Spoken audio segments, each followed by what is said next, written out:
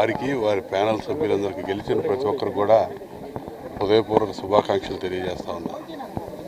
ఈ సందర్భంగా వారు ఇక్కడికి వచ్చినప్పుడు సెక్రటేరియట్లో సంక్రాంతి సందర్భంగా ఇక్కడ జరుగుతున్నటువంటి ఈ ఫ్రెండ్లీ పోటీలు ఏవైతే ఉన్నాయో, ముగ్గులు పోటీలు కానీ ఇతర ఆటల పోటీలు అన్నీ కూడా నేను చూసేటటువంటి అవకాశం వారు కలిగించారు. చాలా సంతోషంగా ఉంది.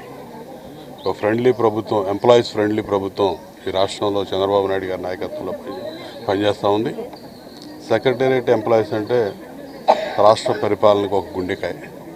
మరి అటువంటి ఈ సెక్రటేరియట్లో మొన్న జరిగినటువంటి ఎన్నికల్లో కూడా ఇదే క్రీడా స్ఫూర్తితో ఎన్నికల్లో విజయం తీసుకున్నటువంటి వీరందరూ కూడా వారికి ఉన్నటువంటి టర్మ్లో ఖచ్చితంగా ఈ రాష్ట్ర అభివృద్ధిలో ప్రధాన భూమిక పోషిస్తారని చెప్పి నేను ఆశిస్తూ, ఈ పోటీలు అనేవి క్రీడా స్ఫూర్తి, ఎవరికైనా బహుమతులు రావచ్చు, వెనకబడవచ్చు, ముందు రావచ్చు, అంతా కూడా ఒకే విధానంలో అందరూ కలిసిమెలిసి ఈ నూతన సంవత్సరంలో ఈ సంక్రాంతి పర్వదినాల్లో సంతోషంగా ముందుకు సాగాలని చెప్పి మనస్ఫూర్తిగా కోరుకుంటూ, ఇందులో పార్టిసిపేటర్స్ అందరికి కూడా హృదయపూర్వక శుభాకాంక్షలు, అభినందనలు తెలియజేస్తూ మరొకసారి ఇటీవల ఎన్నికైనటువంటి రామకృష్ణ గారి బృందం మొత్తానికి హృదయపూర్వక అభినందనలు, శుభాకాంక్షలు తెలియజేస్తా ఉన్నాను.